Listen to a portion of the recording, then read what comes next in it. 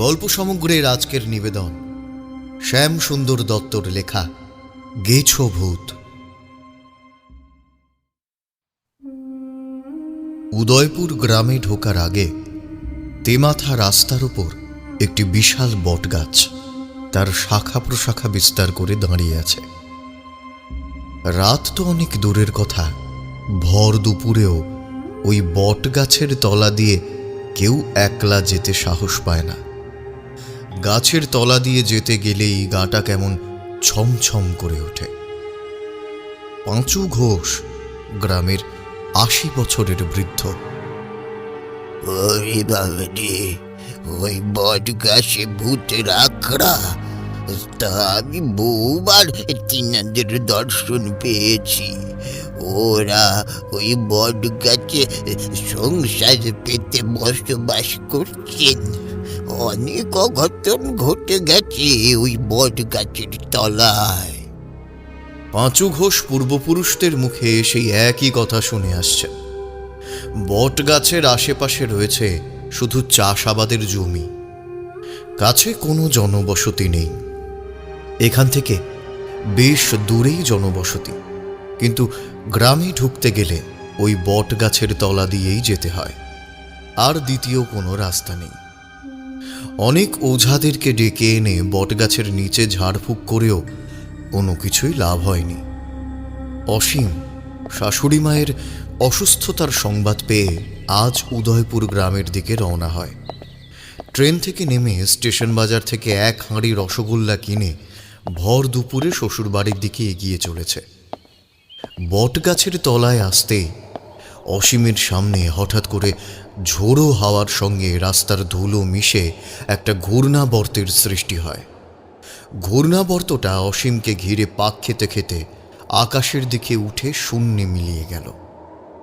অসীমের চোখে মুখে ধুলো ঢুকে মাথা ঘুরে বটগাছের তলাতেই লুটিয়ে পড়ে।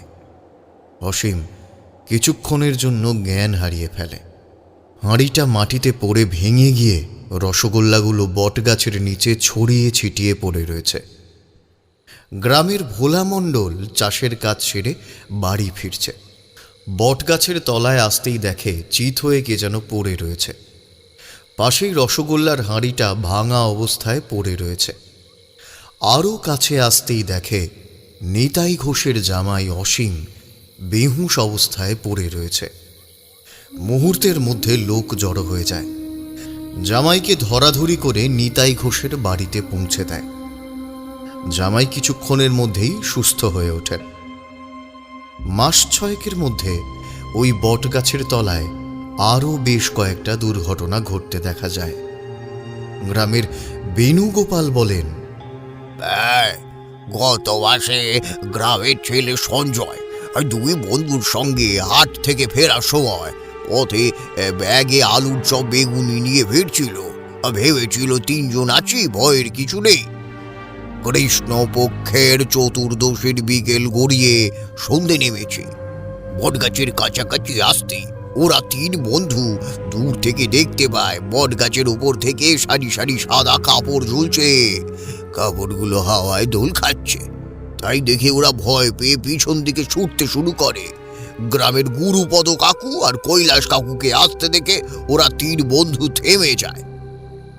গুরুপদ আর কৈলাস কাকু ওদের সব কথা শুনে বলে, তোদের কাছে মাছ বা ভাজাভুজি কিছু আছে নাকি? হ্যাঁ আছে।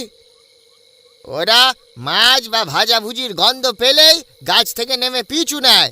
ওগুলো এখানে ফেলে দে, নইলে আবার পিছু ধরবে।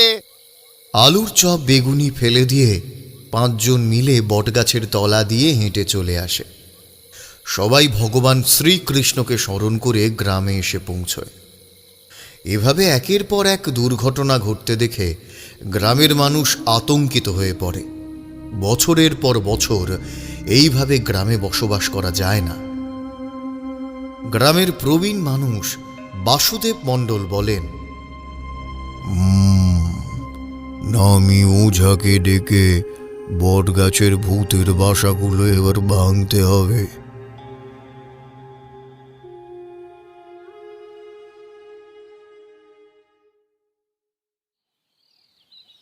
এর কিছুদিন পর পাশের গ্রাম থেকে এক নামী ওঝা রামপদকে ডেকে আনা হয় ভূতের অত্যাচার থেকে রক্ষা পেতে। ওঝা এসে চারিদিকে একবার তাকিয়ে দেখে নিয়ে বট গাছের গোড়ায় বসে ঝাড়ফুঁক শুরু করতেই ওঝা রামপদ মাথা ঘুরে পড়ে যায়। হঠাৎ কোথা থেকে একটা দমকা ঠান্ডা হাওয়া এসে বট গাছের পাতাগুলোকে নাড়িয়ে দিয়ে চলে গেল। ওঝা রামপদ অসুস্থ হয়ে বাড়ি ফিরে আসে।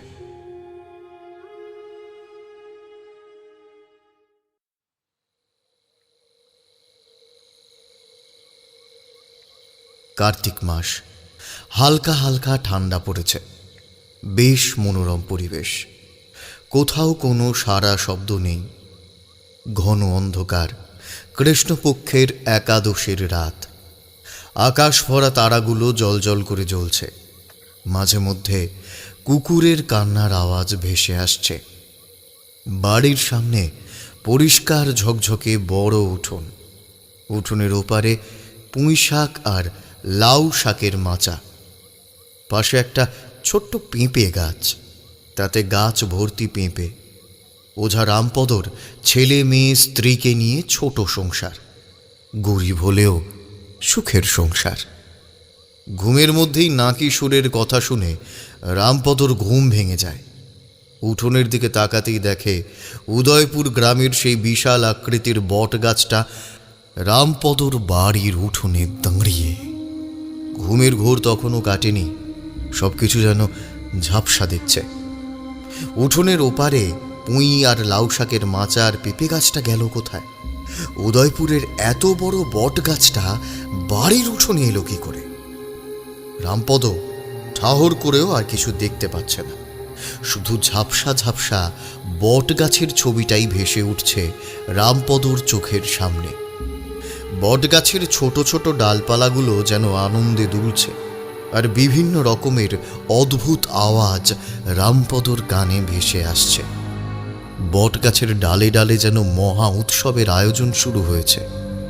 রামপদ তার বাড়ির উঠোনে বট গাছের ওই দৃশ্য দেখে হাঁতকে ওঠে। ভালো করে চোখ দুটো রোগড়ে উঠে বসে পড়ে রামপদ। উঠোনের দিকে তাকাতেই দেখে শূন্যের ওপর ভেসে থাকা বট গাছের ডালে ডালে কতগুলো সাদা কাপড়ে আপাদ মস্তক ঢাকা ছায়া মূর্তি যেন বসে রয়েছে। আর রামপদকে উদ্দেশ্য করে নাকি সুরে বলছে,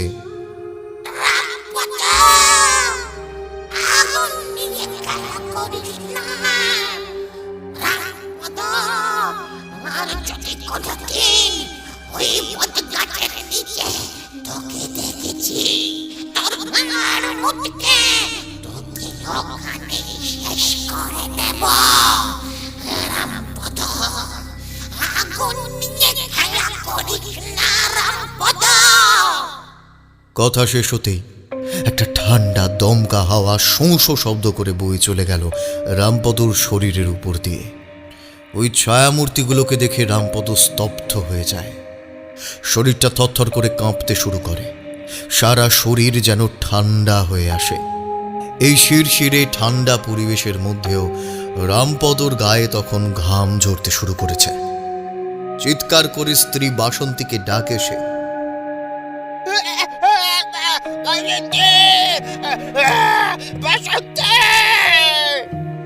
স্ত্রী বাসন্তী রামপদর চিৎকার শুনে ঘর থেকে বেরিয়ে এসে দেখে রামপদ ঘুমাচ্ছে, চোখ দুটো উল্টে গেছে।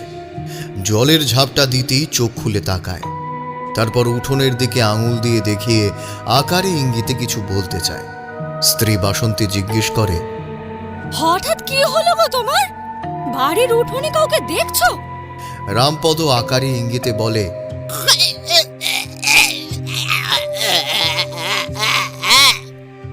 কি দেখছো? রামপদ আর বলতে পারে না।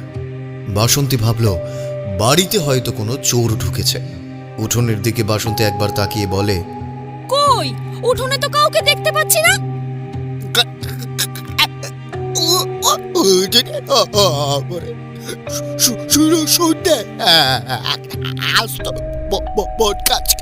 বট গাছকে দাঁড়িয়ে থাকতে দেখেছি। তুমি কি সব ভুলভাল বকতে শুরু করেছো? কই, আমি তো কিচ্ছু দেখতে পাচ্ছি না। একটু পরে রামপদ উঠে বসে। বাসন্তী স্বামীর সব কথা শুনে বলে, তুমি গভীর ঘুমের মধ্যে স্বপ্ন দেখছো। পরের দিন গভীর রাতে রামপদ স্বপ্নে আবার দেখতে পায় ওই ভয়ঙ্কর ছায়ামূর্তিগুলোকে। নাকি সুরে সেই ছায়ামূর্তিগুলো আবার বলে,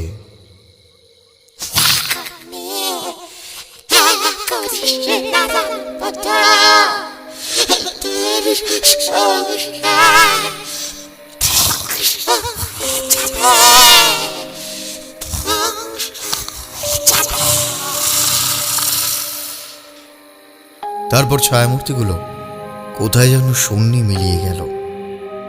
তুমি ওই ওঝার কাজ ছেড়ে দাও, সুখের সংসারে অশান্তি ডেকে এনো না।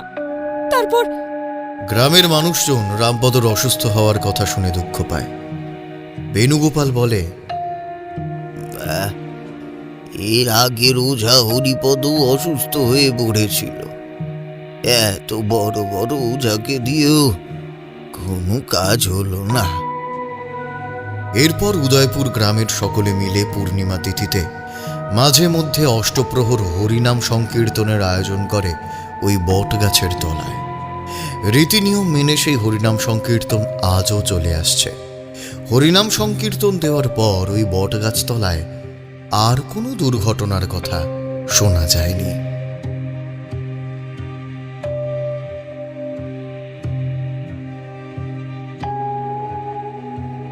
শুনছিলেন শ্যাম সুন্দর দত্তর কলমে গেছো ভূত।